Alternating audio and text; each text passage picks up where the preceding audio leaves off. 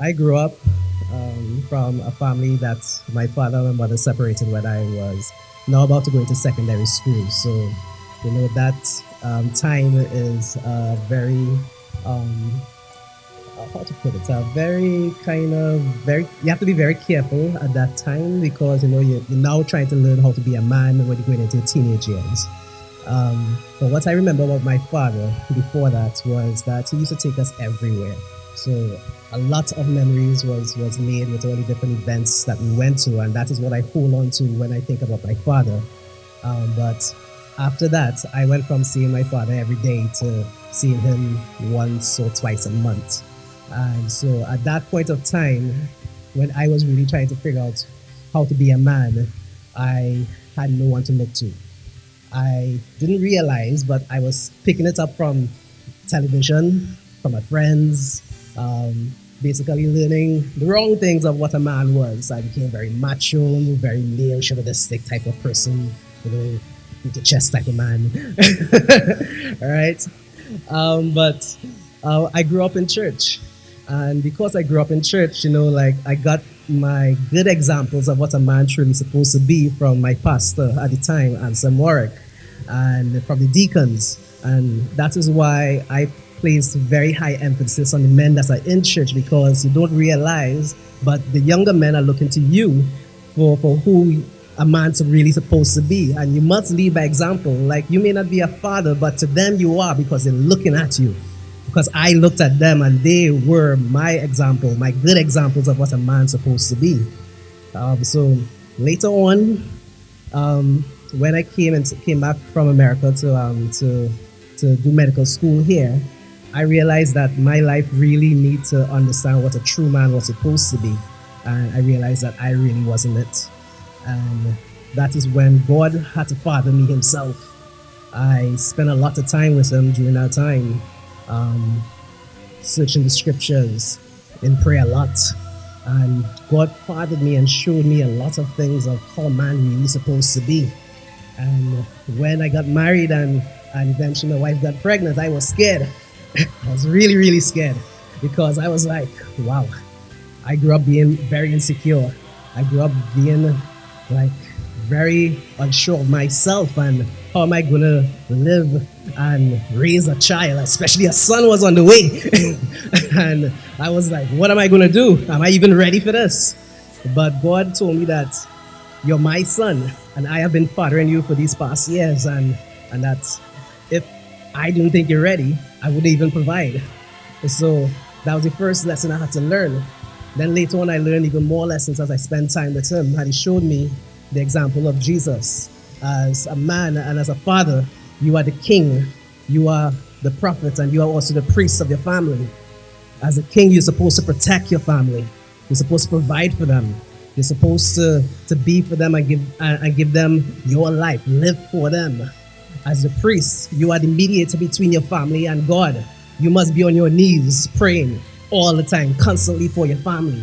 You're the one to break those generational curses off of your family. Make sure that it stops at you and it don't pass on to them. All right?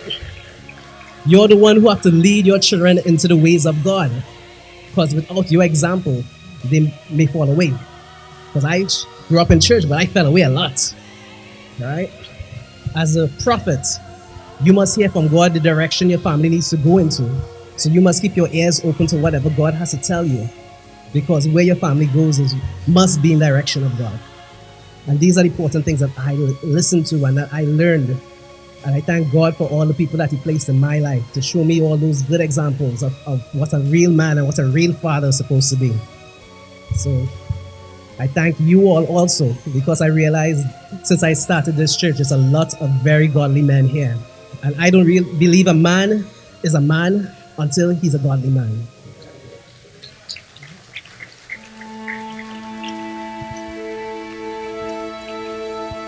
So I'm going to sing for you all now.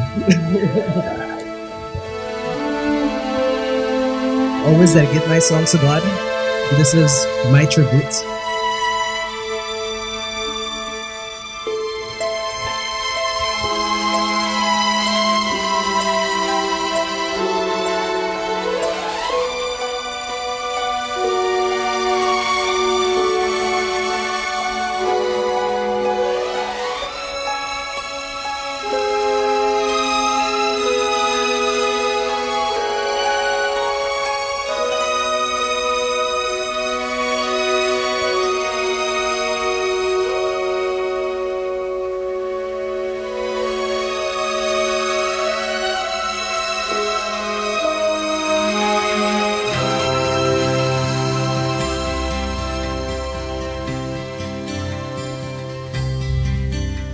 How, how can I say thanks for the things you have done for me? The things so undeserved, but yet you gave to prove your love for me.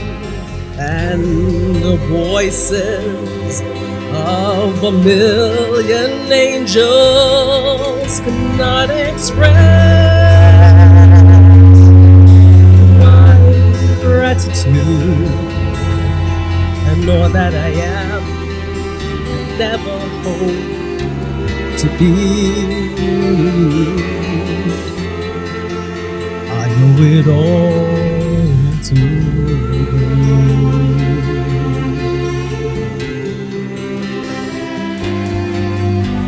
To God be the glory. To God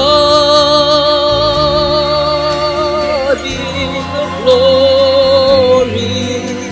To God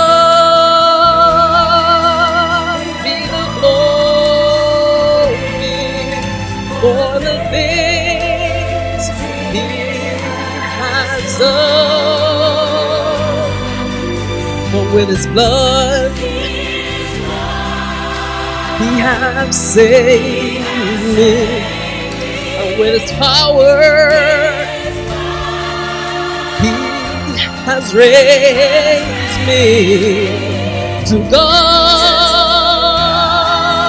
be the glory for the things He has done.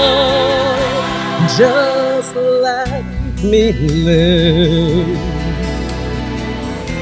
Let me live my life and let it be pleasing, Lord, unto Thee. And should I gain any praise, then let it go to Calvary.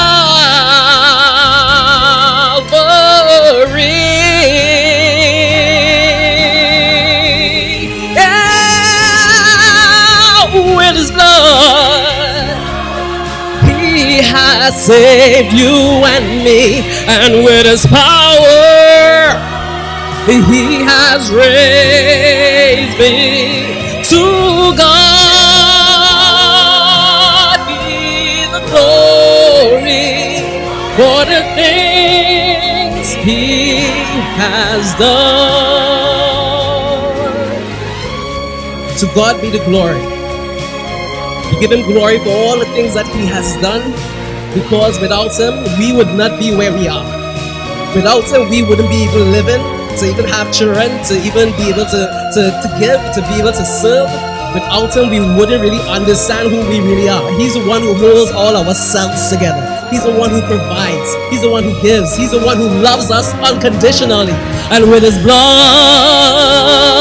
He has raised me. And with His power, He has raised me. To God be the glory for the things He has done.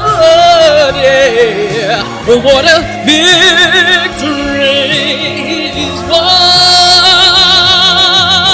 To things He has done. Yeah, and to God be the glory for the things He has done.